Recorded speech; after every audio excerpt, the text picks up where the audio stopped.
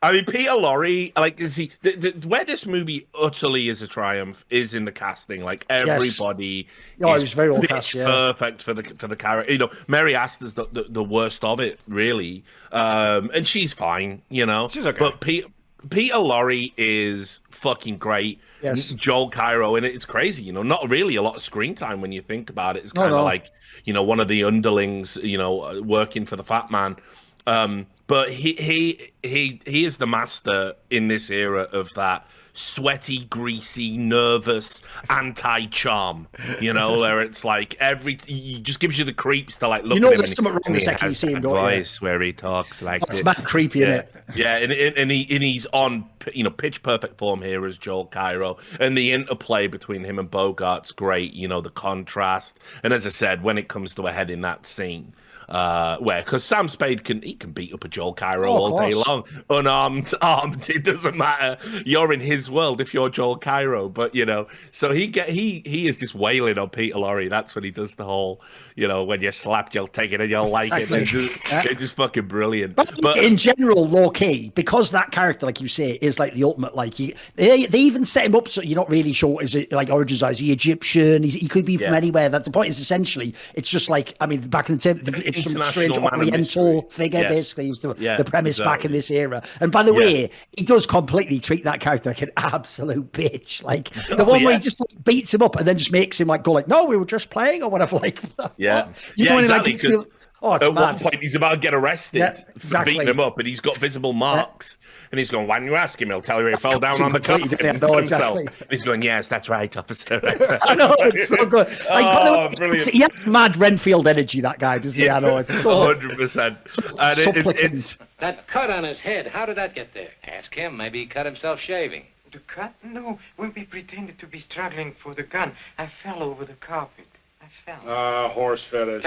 as I said, I mean, the cast in this is brilliant, and you know, you're like, holy shit, Bogart's so good. Then Laurie comes in, and you're like, holy shit, Laurie's so good. And then when you finally get the Sidney Greenstreet He's character, so good. he like, you know, if it wasn't for Bogart, we're just talking about this dude. Yeah. This Oh, performance yeah. is unbelievable. I just love, and apparently it was, you know, it was quite difficult to do some of those scenes. I was reading up on this, and the scenes that take place in Sidney Greenstreet's Gutman's apartment between Bogart and Greenstreet they had rehearsed for days, and they did a lot of very complex long shots in that. And it was the scene, the first scene, and then the scene where he gets drugged. He gets like roofied like in his drink that's given to him by Greenstreet, and it apparently was like quite difficult to rehearse and shoot that scene. And especially with film noir, you have to have good actors because the shots are often so long that there's no way you can save it with editing, and you kind of just have to have people who are very well rehearsed and memorized within those takes.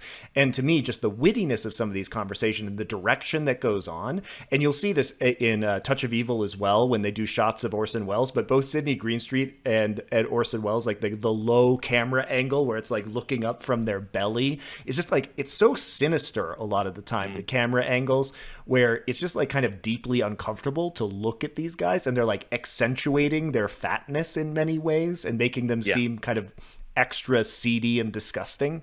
But it's really good. And Sidney Greenstreet is just, he's immense in this movie. Well, he was a sort of classically trained actor who refused to do the movies for years. I mean, I think he was 61, and this was his first movie. And this is why, you know, it's like he's tailor made for noir. It's like it's Shakespearean dialogue. It's like you say, it's long takes, long conversations. This movie could easily just be a play, stage play. Yeah, totally. Easily. I mean, well, there is no. You will notice that the way that it's edited, you don't see anyone get in a car and go to a place. You don't see anyone, you know, get in a plane and fly. You know, like he goes from coast to coast, right? Like at one point, like he moves state at least in this movie because he has to go up to the big city.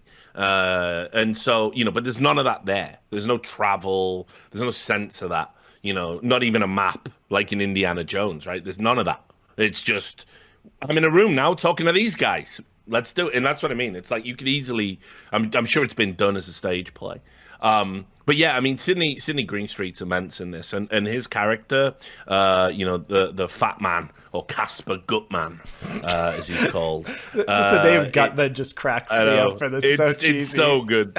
Well, I mean, because look, obviously as well. I mean, essentially, the movie is there's a little bit there about kind of capitalism and greed. Remember the Depression's like still in fresh memory. Great wars happened as well not that long ago, and America's trying to rebuild. And so the idea of some sort of nebulous, his background's not quite clear, super wealthy, obese, epicure who's got the time to kind of pursue this insane goal of getting the Maltese Falcon. There's definitely something there, and quite tellingly, in little moments where it's like they don't just make him a big bad, well, I'll pay you whatever to do whatever, and that type of thing.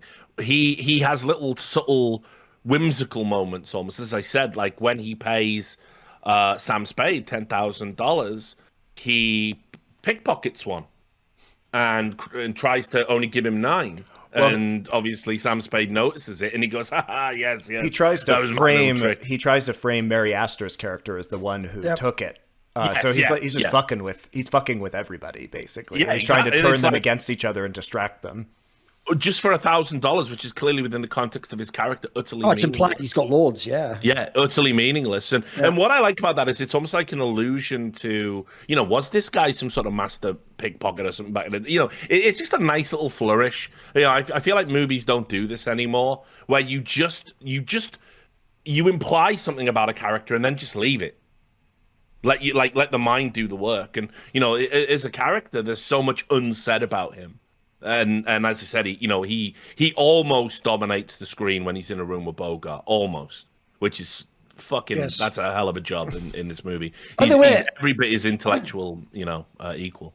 See more cool, funny, interesting clips based on topics from my content? Well, subscribe to this channel then, or, be a pleb and don't.